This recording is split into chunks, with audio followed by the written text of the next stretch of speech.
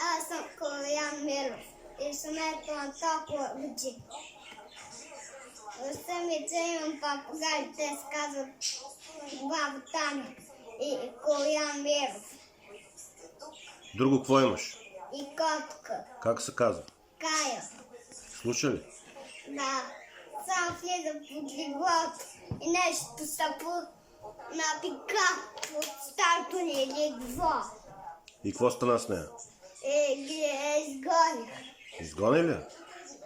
Не аз. Кой е? При големия дядо Калоян. Той държи телефон си. Има снимок. Обаче Папагалите да... птицата е толкова така. Папагалите да ги гоним ли? Не. Слушат ли? Да. Какво правят само? Само цуруликат и си пеят. Тълкувате ли ги? А като ги хвана? Ако да, Като... абонирайте се. Ако... И натиснете на камбанка. Като ги хвана, папагалите какво правят? Дева?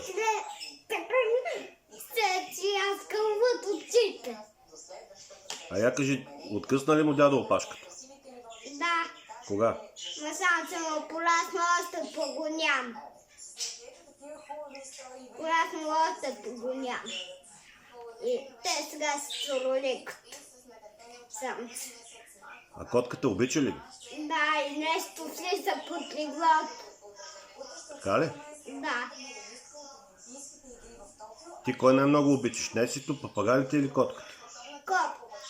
Най-много. Затова ли я тормозиш така? Просто няма и гадска котка. И аз затова е пала така. Правиш на играчка? Не, просто не искам котка и гадска. Котка играчка? Да. Затова играя с нея така. Как играеш най-много с нея? Сега държа така за ръцете и я пръскам под леглото. И също хващам за краката и тя се държи на пода. И така. А мърка ли? Да. Как мърка? Когато е гадис, тя мърка. Имате ли котка, напишете в коментарите.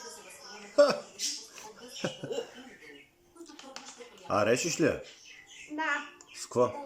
С С набава, ръцете ми. с набава ти гребена? Не.